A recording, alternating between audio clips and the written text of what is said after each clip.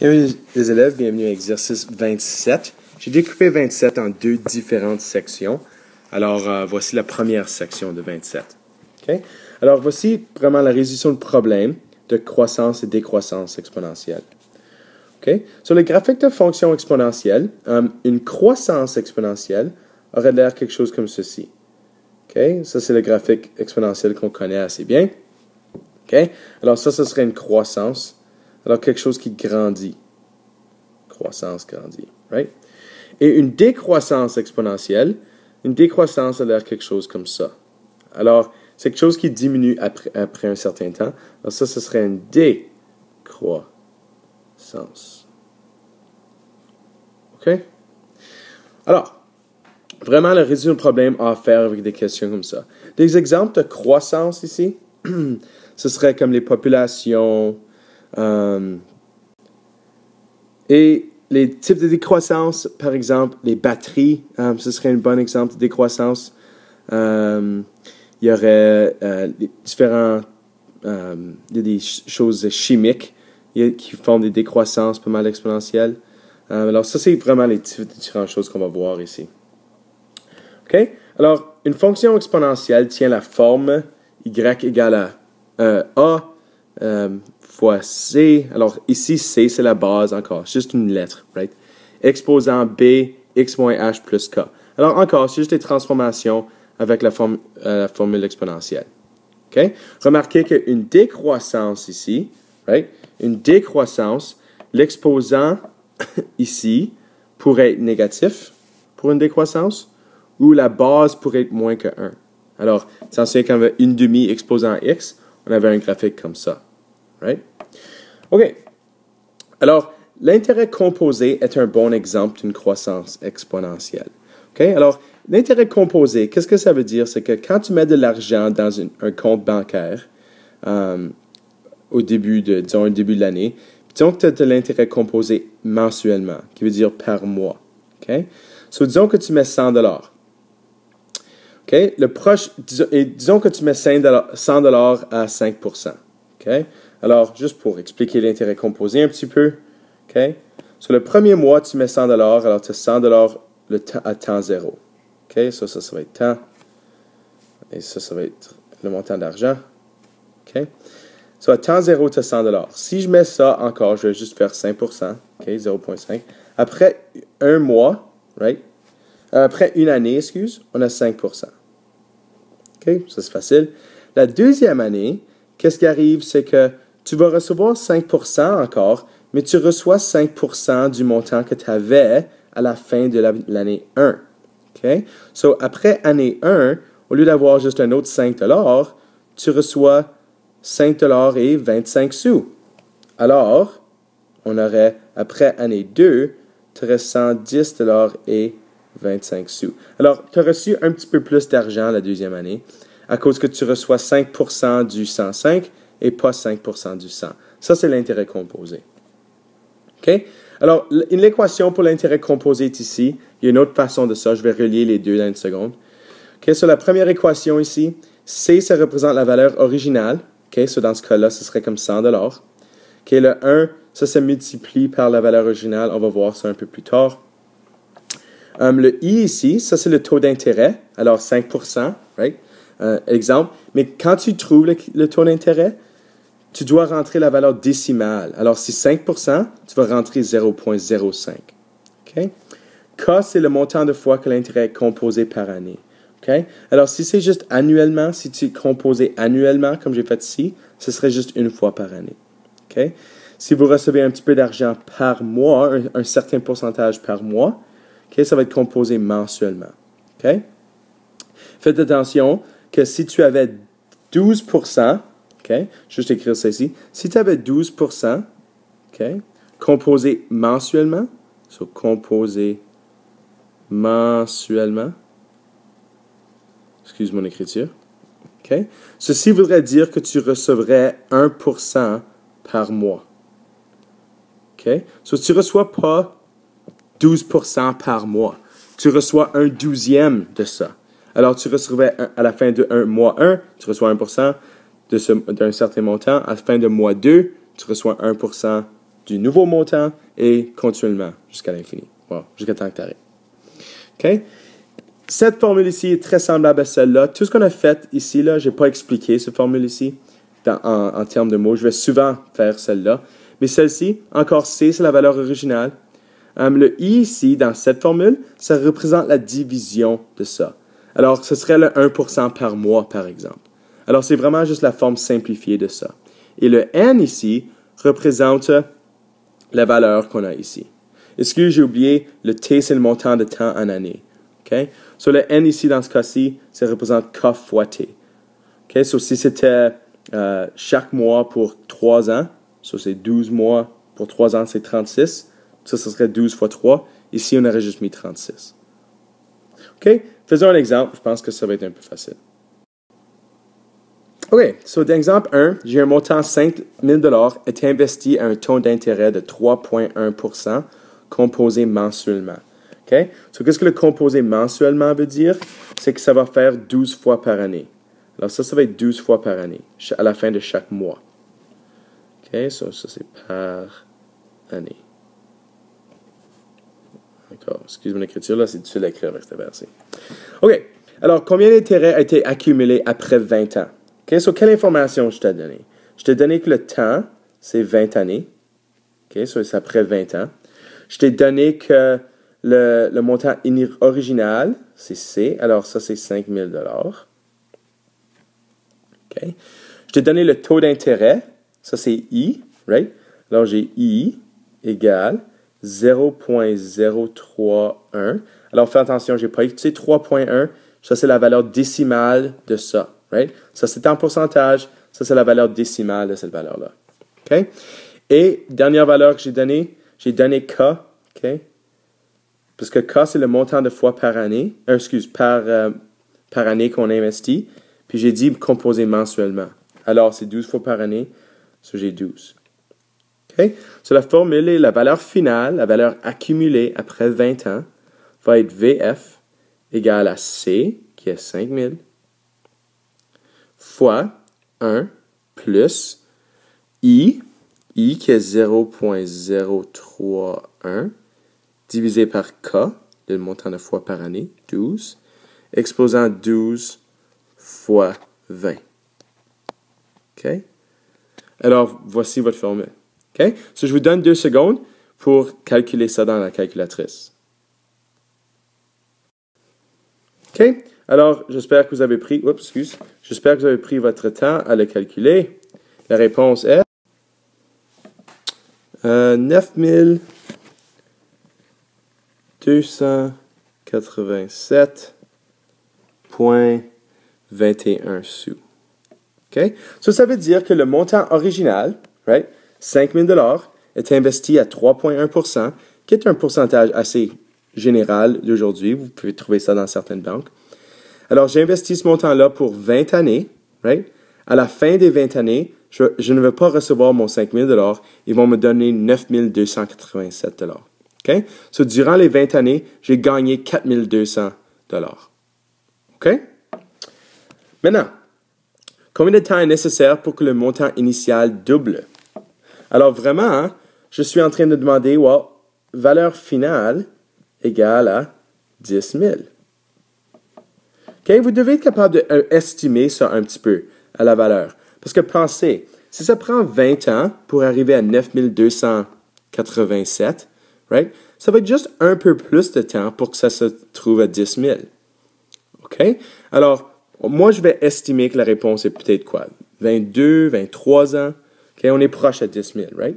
Okay, ça, c'est mon estimation. Calculons ça. Alors, je suis en train de demander, je connais la valeur finale. Right? Je connais ma valeur initiale. Je connais mon pourcentage. Je connais le montant de fois par année.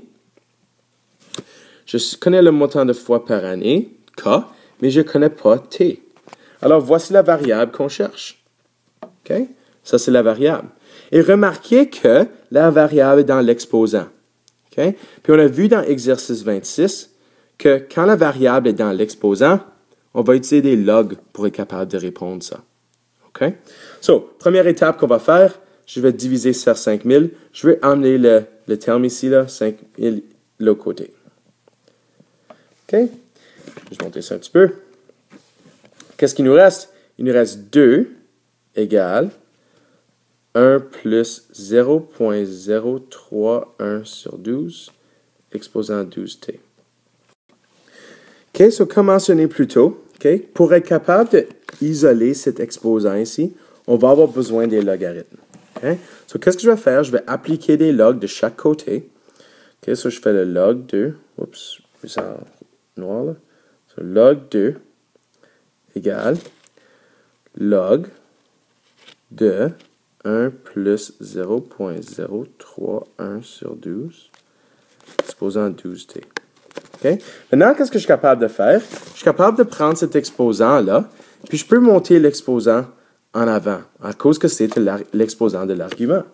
Alors, qu'est-ce qu'on a? C'est qu'on a log 2 égale 12t log de 1 plus 0.031 sur 12.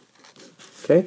N'oubliez pas, la variable qu'on cherche ici, c'est t. Je veux savoir combien de temps est nécessaire pour que le montant initial double. Donc, j'ai besoin d'isoler t ici. So, qu'est-ce que je vais faire de chaque côté? Puis, je pense que j'ai assez d'espace, ça va être pas mal proche.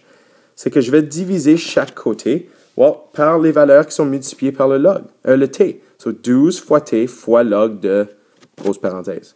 Alors, je vais diviser par 12 log de cette grosse parenthèse ici. OK? Et maintenant, qu'est-ce qu'on a? C'est qu'on peut dire que les 12 s'éliminent, right? Et les logs s'éliminent. Mais n'oubliez pas que chaque côté doit faire ça. Je ne peux pas juste diviser un côté sans diviser l'autre.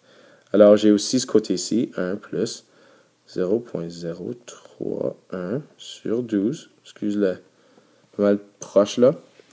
OK? Et maintenant, pour finir, je vais juste réécrire cette équation-là finale. Je vais le monter ici, là. Alors, je vais avoir log 2 sur 12 log 1 plus 0.031 sur 12. Okay. Et tout ça est égal à t. OK? So, je vais vous donner 2 secondes pour rentrer ça dans la calculatrice. Okay? Vérifiez que vous êtes capable de bien trouver cette réponse. OK? Alors, j'espère que vous avez eu 22,388 années. OK? Alors, encore, faites certain que vous êtes capable de faire ça avec la calculatrice. OK? So, pour les valeurs de K, OK? So, juste pour mentionner les informations ici. Annuellement, ça veut juste dire que l'intérêt va être composé une fois par année. C'est pas mal facile, K égale à 1. Semestriellement, OK? Ça, c'est un mot qu'on utilise en français pour représenter 2 fois par année. OK? Il y a 2 semestres dans une année, right? Ça fait un petit peu de sens. OK, so, mensuellement, ça, c'est un autre qui est assez facile. 12 mois par année, alors c'est assez facile. Trimestriellement, c'est un petit peu tricky.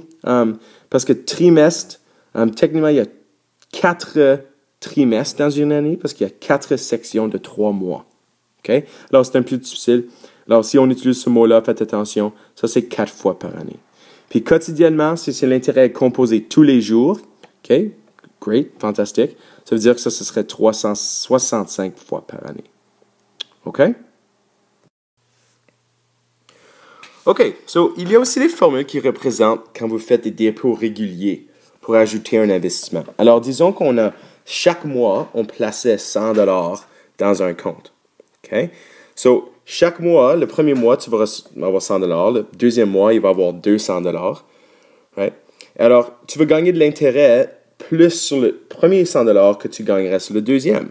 Parce que le premier dépôt serait dans le compte plus longtemps. Alors, il y a une équation qui représente ça, c'est ici. Okay? Alors, un investissement qui grandit, on peut aussi utiliser cette formule pour payer une hypothèque, qu'on va voir dans le prochain exemple. Okay? Alors, investissement qui grandit, ici, le D ici représente le montant de dépôt, disons, par mois. Okay? Ça pourrait être par année, ça pourrait être par chaque 4 mois, whatever. Okay? Ensuite, VF, sa valeur finale, rien ne change là. I, c'est le montant d'intérêt à chaque période d'investissement. Alors, remarquez que si vous recevez 9% annuellement, mais c'est composé mensuellement, OK? La façon qu'on va calculer ça, c'est qu'on va faire 0,09 divisé par 12. Sur chaque période d'investissement, on va recevoir 0,0075 montant d'intérêt. OK? N, ça représente le nombre de périodes d'investissement. Alors, par exemple, si on avait 3 ans, right? Et c'était mensuellement, alors mensuellement, ça voudrait dire qu'on aurait 36 investissements. OK? Ça, c'est 3 fois 12. OK? Ça, tu multiplies par 12. OK. Alors, faisons un exemple. OK? Alors, on investit 100 $ par mois à un taux d'intérêt annuel de 3%. Alors, chaque année, on reçoit 3%. Cependant, c'est composé mensuellement. Alors, à chaque mois, ils vont ajouter à votre compte. Okay? Ça veut dire que vous ne recevez pas 3% chaque mois, vous recevez 1/12 du 3% chaque mois. Alors, qu'est-ce que ça veut dire? Ça veut dire que l'intérêt ici est égal à 0,03 right, divisé par 12. Okay? Encore, vous pouvez juste utiliser votre calculatrice pour représenter ça. C'est 0,0025. Ça OK? Ensuite, ici, N, c'est qu'est-ce qu'on cherche. OK? Oups, excuse. N, c'est qu'est-ce qu'on cherche. Je ne sais pas le nombre d'investissements nécessaires. OK? Le dépôt ici serait égal à 100 $, parce qu'on est en train de placer 100 $ par mois. OK? Alors, I, N, D, et je pense que c'est tout ce qu'on cherche. Alors, regardez l'équation encore. Je connais I, right? Je connais D, je cherche N. Oh, puis je connais la valeur finale. Parce que ça, c'est la valeur que je veux à la fin. Alors, la valeur finale est égale à 40 000 $. OK? Alors, rentrons ça dans l'équation. J'ai 40 000 égale D. Oups, je vais écrire la valeur ici, là. C'est le D. Encore, j'ai des problèmes d'efface, là. Ça, c'est ça, le dépôt, fois 1 plus 0.0025. OK, encore tout ça est exposé en N, right? Et moins 1. OK, tout ça en parenthèse, divisé par 0.0025. OK, la première chose que je vais faire, je vais simplement simplifier cette fraction ici. So, j'ai 100 divisé par 0.0025. Encore, vous avez une calculatrice pour ça, so vous pouvez le rentrer dans ma calculatrice. OK, alors ça vous donne 40 000 égale, regardez que ça donne 40 000 aussi. 1 plus 0.0025. Supposons n moins 1. Je vais diviser chaque côté par 40 000. Ça nous donne une belle valeur qu'on peut travailler avec. Ok, ça j'ai 40 000 ici. Un petit peu. Ça j'ai 1 égale 1 plus 0,025 exposant n moins 1. 2 égale 1 plus 0.0025 exposant n. Je peux actuellement changer ça. 1 plus 0.0025. Ça, c'est juste 1.0025. OK, so je vais faire ça la prochaine étape. Remarquez ici, j'ai vraiment simplifié autant que je suis capable. J'ai maintenant un exposant comme variable. Qu'est-ce que je vais faire? Je vais amener l'exposant en avant ou descendre l'exposant en appliquant des logs. Alors, quand j'applique le log de chaque côté, qu'est-ce que je peux faire? Je peux descendre l'exposant. Parce que je vais juste faire ça. Alors, j'ai log de 1.0025, exposant n. L'exposant peut venir en avant. J'ai log 2 égale à n log de 1.0025. Oups, j'ai amené l'exposant avant. OK. Et ensuite, je divise par log de 1.0025 chaque côté. So, log de 1.0025. Ici, même chose, log de 1.0025. OK. Et vous rentrez ceci dans la calculatrice, right? Pour vous donner, je vais l'écrire ici, n égale, alors, log 2 divisé par log de 1.0025, ça vous donne n égale à 277,6. OK?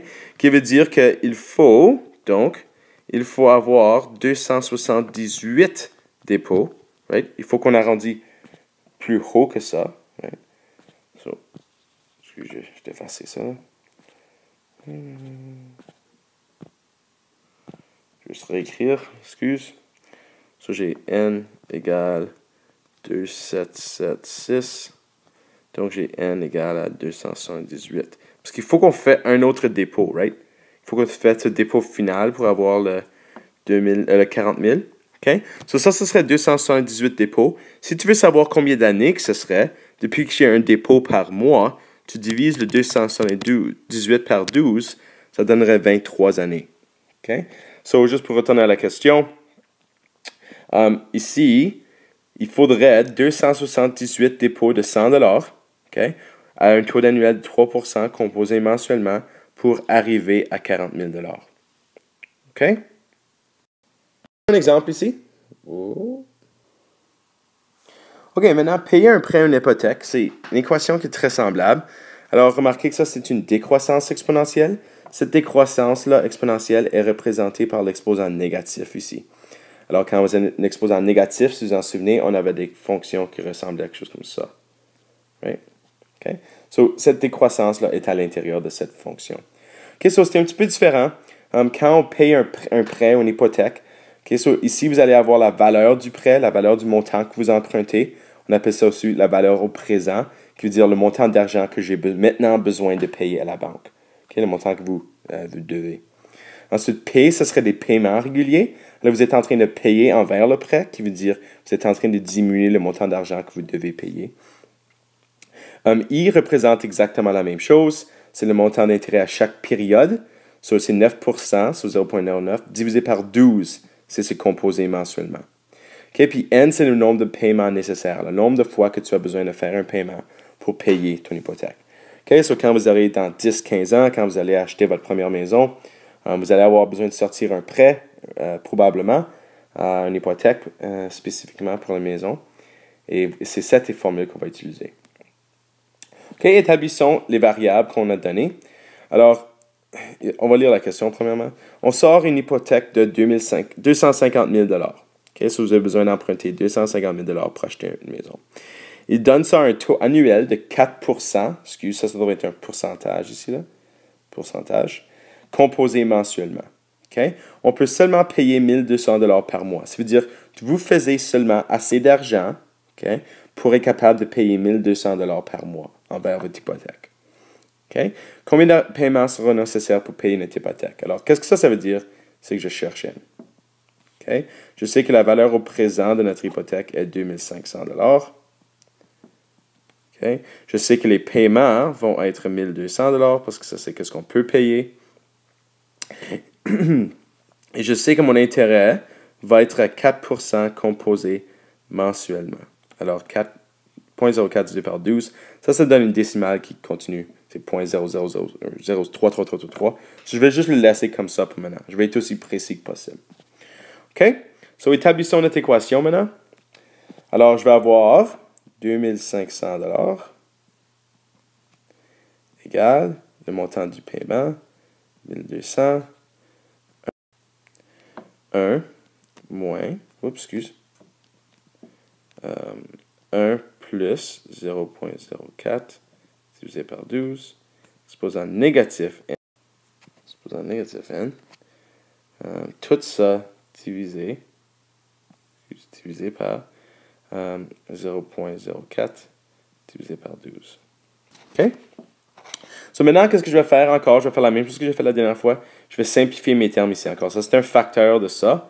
du numérateur. Alors, je peux diviser directement 1200 divisé par 0.04, divisé par 12. Alors, j'ai 1200 et 1200 divisé par 0.04 divisé par 12.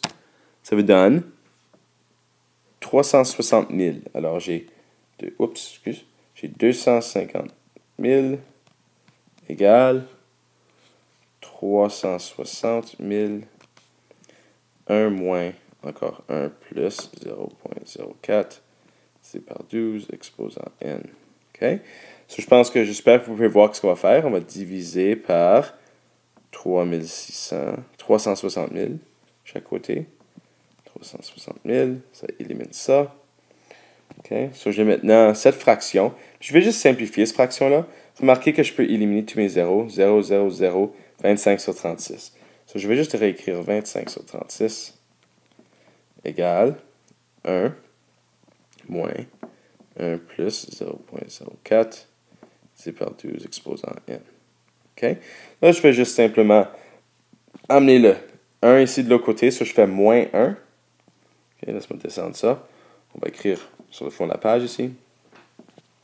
So, je fais moins 1 chaque côté. OK, moins 1. So, ça, c'est moins 36 sur 36.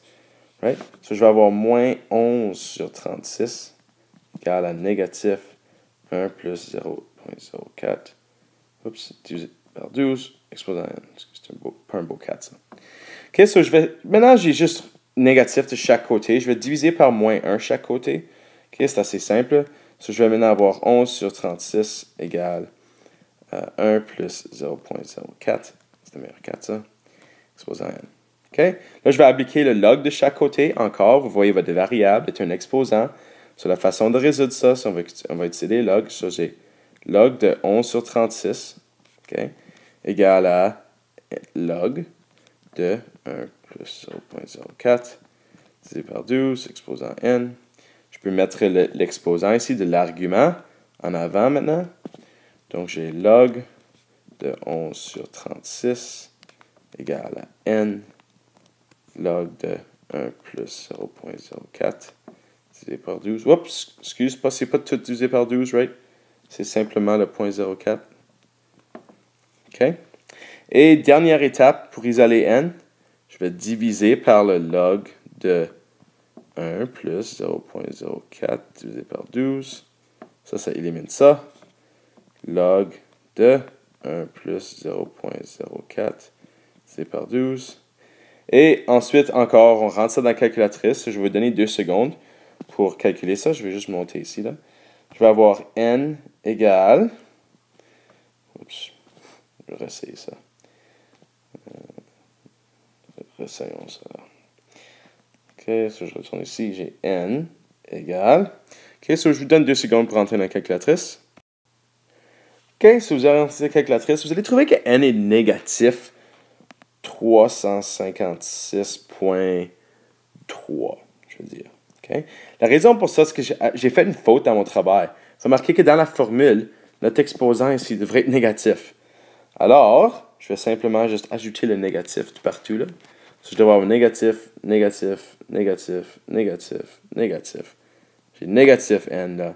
So, techniquement, je devrais avoir négatif n ici quand je résous l'équation, qui veut dire que n est égal à 356.3. Okay? Encore, si tu fais 356 paiements, tu n'as pas complètement payé ton hypothèque. Le dernier paiement va être un peu moins, mais vous devrez avoir fait 357 paiements pour faire complètement payer votre hypothèque. Okay? Le dernier paiement ne va pas être de 1200, mais il faut encore faire un autre paiement. Alors, il va y avoir 357 paiements. Et encore, si vous voulez savoir combien d'années que ce serait, vous faites juste 357 divisé par 12, qui nous donnerait 29.75. So, 29 années et 9 mois. Okay? Puisque 9 mois sur 12, c'est 0.75.